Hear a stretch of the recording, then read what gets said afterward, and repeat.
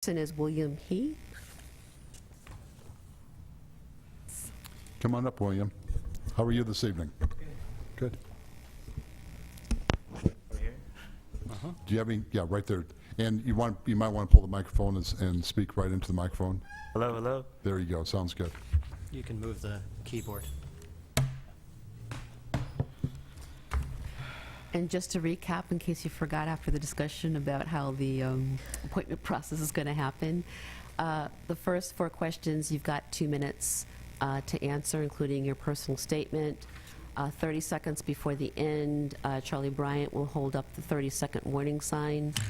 And then after 3 minutes are over, he will hold up a red stop sign. And at that point, you may finish your sentence, but then it's a hard stop. Okay. Okay? And the time will begin after I complete stating the question, and I will kind of go like this for Charlie, so he'll know to start. Okay, so we'll begin. Okay. Why are you interested in serving on the city's planning commission? In your response, please include a summary of your relevant education, skills, and experience, including any past civic involvement. I'm interested in urban planning. I come from a planning background from San Jose State. I recently graduated in the Master for Urban Planning program with an emphasis on land use planning and policy analysis. I'm interested in helping the neighborhood around me, the Park Avenue district. I'm also interested in learning about how cities work, especially Emeryville. I grew up in Oakland, raised in the East Bay, so I'm quite familiar with the area around here. I ended up doing my master's thesis on Emeryville and how redevelopment enhanced the city in the last 30 years. In the last 6 months, I took part in 2 internships, one for the Transform organization and one for Market Street Railway, both of them nonprofits, and they taught me a bit more about transportation planning. And recently I am an intern for the city of San Francisco as working for the Department of Public Works as a project management intern. So that's about it for a personal statement. Okay. Okay. Second question. What do you see as the role of a planning commissioner? I see it as a mediator between the city and the public. I see the planning department helping interpret some of the laws and codes that the city have put forth and trying to get the public involved. I also see it as extending the planning commission would help extend public outreach. I believe that part of the role of the planning commissioner should talk up the amenities and the facilities that the city has to offer. And that's it for the second one. Third question. Describe your knowledge of the city's general plan and any other major planning documents that have been adopted by the City Council in the past 2 years. Well, I read over a lot of plans in my master's thesis. I've read over the recent plan. I've seen actually all 5 of the general plans from like 1960 up to now from the Berkeley Library. I've seen most of the land use plans from the first Rufin Khrushchev all the way up to the 1970s plan where they had the ideas to fill in the bay. I've also read through a lot of the comprehensive financial reports. I'm really interested in the final schedule, Schedule 15 and 16 and 14. I was interested in the 5-year plans that the city had for affordable housing. I think the last one that we had was 2009 to 2014, but I think that's got stalled because of the end of redevelopment money. Recent projects that I've seen that I seen being erected right when I moved in 2 years ago, so I kind of seen the progress of the paper mill project that's coming up. I seen the effects of the promenade project on San Pablo and 40th, and I like what's going on there. And I really enjoy what's happened to Doyle Hollis Park. So that's it. That's Fourth question. Give one example of a recent economic development or housing project in Emeryville that exemplifies your point of view regarding design, community benefit, and/or community process, and explain why. Recently, I've been selected as a member of the ECCL task force, so I'm helping with the group there to find out what are the best ways to use the two remainder buildings, the rec center and the Anna Yates school. So hopefully we get a good advisory panel completed by the end of September. Recently, we just finished our criteria session, and I believe that the ECCL and the two buildings that we're about to set advice for would help bring good public education to the city and the region around us. Another project that I thought was pretty well done was actually the Adeline Place project on San Pablo. Those 36 units, I think that the city did a good job in converting something. I guess it was a lot that they purchased, and then they helped create that residential building.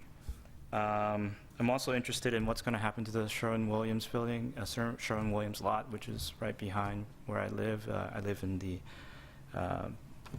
Emeryville warehouse lofts, and that's about it. Mayor Brinkman? Okay, Council, I'm going to start on my right side. Does any of the council members have any questions? Sure. I will ask you about density in general in terms of projects that might come before the Planning Commission.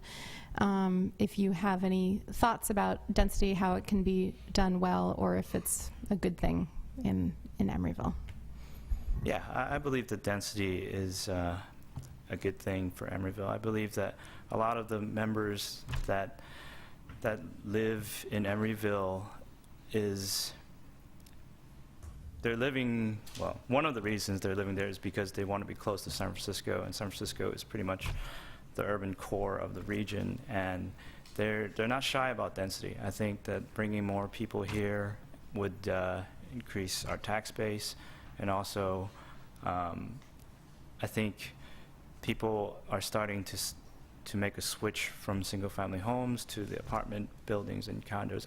I believe that they see that the trade-off is not as bad as, from 30 years ago. So I'm also very happy about the density bonuses that the Planning Commission have started to implement. I don't know if they started to implement, but I was in the meeting from last 2 years ago, and I heard about the bonuses. I think that having private entities help out in developing residential places is good.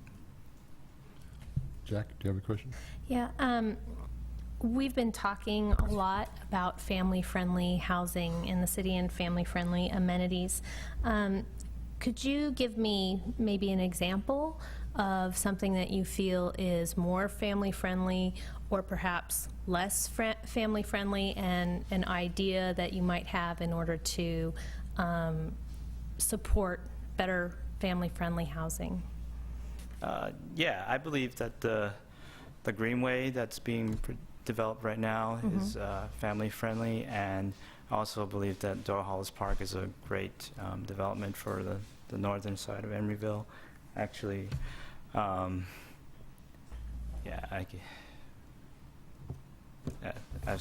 thought of something else, sorry.